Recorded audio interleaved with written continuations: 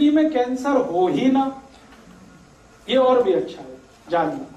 तो जिंदगी में कभी भी आपको कैंसर ना आए, इसके लिए बस एक ही चीज याद रखिए कि हमेशा जो खाना खाएं, हमेशा उसमें डालडा तो नहीं है, उसमें रिफाइंड ऑयल तो नहीं है, डबल रिफाइंड तो ऑयल नहीं है, ये देख लीजिए एक बात। दूसरा, जो भी खाना खा रहे हैं उसमें रेशेदार हिस्सा ज्यादा है, हाई फाइब्रस डाइट जिसको हम कहते हैं। जैसे छिलके वाली दालें खा रहे हैं, छिलके वाली सब्जियां खा रहे हैं, सब कुछ छिलके वाला खा रहे हैं, चावल भी छिलके वाला खा रहे हैं, तो बिल्कुल निश्चिंत रहिए, कैंसर होने का कोई चांस नहीं। और कैंसर के जो सबसे बड़े कारणों में से 2-3 कारण हैं। एक तो कारण है तंबाकू, दूसरा है बीड़ी और सिगरेट। तो तंबाकू, बीड़ी, सिगरेट और गुटखा, वो किसी भी नाम से बिकता हो गुटखा, ये 4 चीजों को तो कभी भी हाथ मत लगाइए, क्योंकि कैंसर के मैक्सिमम केसेस इन्हीं के कारण है पूरे देश में।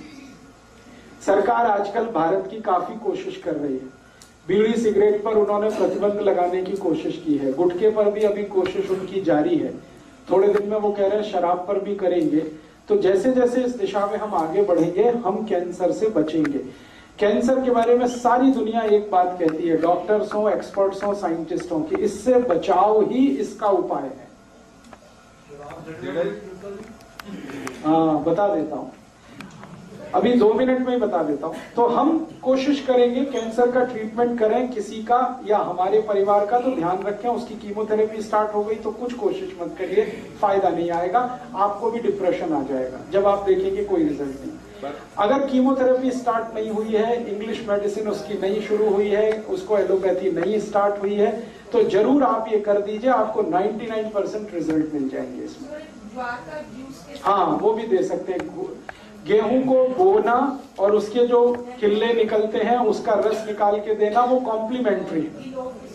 हाँ, दे सकते हैं। एक ਹੁਣ ਗੱਲ ਕੀਤੀ ਜੀ ਤੁਸੀਂ ਵੀ ਸਿਗਰਟ, ਤੰਬਾਕੂ, ਗੁਟਕੇ ਤਾਂ ਜ਼ਿਆਦਾ ਹੁੰਦਾ, ਪਰ ਇਹ ਮੈਕਸਿਮਮ ਪ੍ਰੋਬਲਮ ਹੈ ਜਿਹੜੀ ਲੇਡੀਜ਼ 'ਚ ਪਾਈ ਜਾਂਦੀ ਹੈ, ਇਹਦੇ ਕੀ ਕਾਰਨ ਹੈ? हाँ, बहुत अच्छा।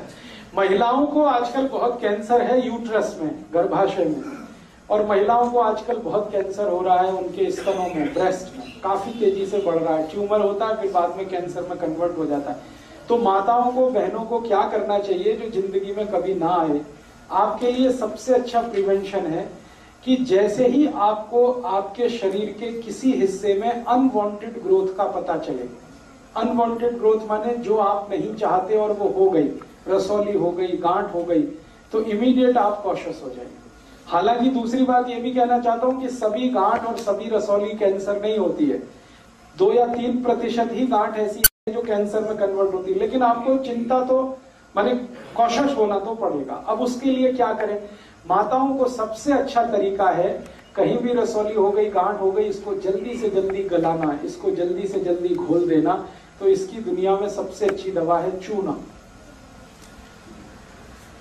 शरीर के किसी भी अंग में गांठ हो जाए, रसौली हो जाए, ट्यूमर हो जाए, जो नॉन कैंसरस है, बाद में वो कैंसर में कन्वर्ट हो सकता है, इसकी सबसे अच्छी दवा है चूना। चूना वही जो पान में खाया जाता है, चूना वही जो पुताई में इस्तेमाल किया जाता है। पान वाले की दुकान से चूना ले आइए, अभी तो पैकेट में मिलना शुरू हो गया है। उस चूने को कनक के दाने के बराबर रोज खाइए। अब खाएंगे कैसे? सीधे जीभ पे लगाएंगे तो जीभ फट जाएगी।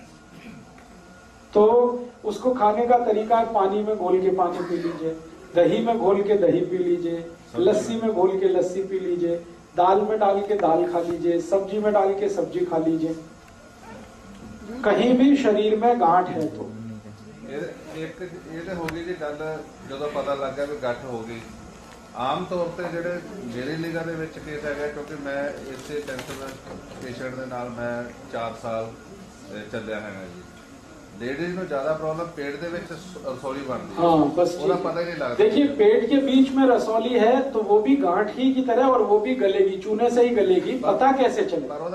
पता कैसे चले? पता करने का बहुत सिंपल तरीका है।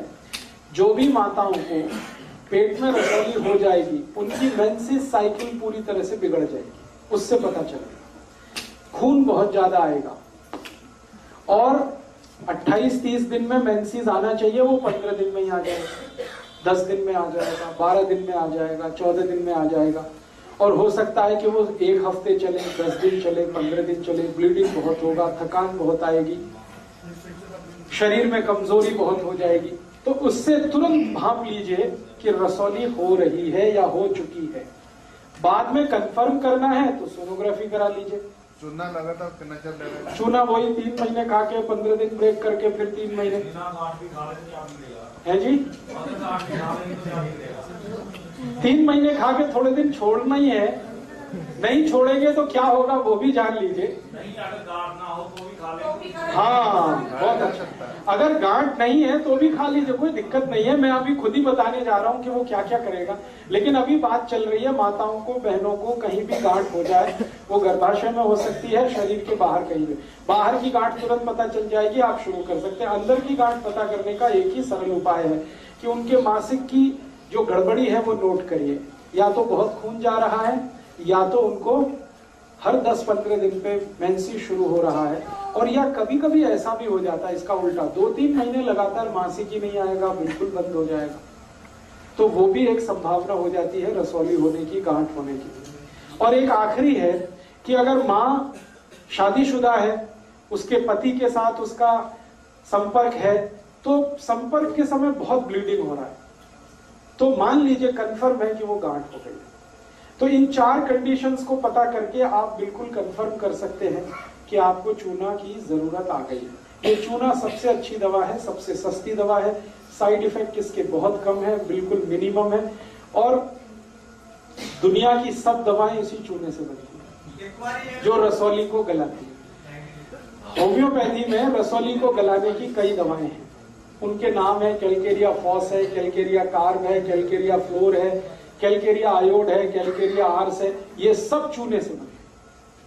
तो वो सब बताऊं उससे अच्छा मैंने आपको मां बता दी जिससे ये सब दवाएं बनती है, चूना ही है वो। तो चूना आपको खाना है, खिलाना है। कितना खाना है? एक बार में 1 डोज कनक के दाने के बराबर, दही में घोल के, पानी में घोल के, लस्सी में घोल के, दाल में घोल के, सब्जी में घोल के, चावल में डाल के, खिचड़ी में डाल के। एक चीज छोड़कर किसी में भी घोलिए, दूध छोड़कर किसी में भी मिला के चूना खा लीजिए।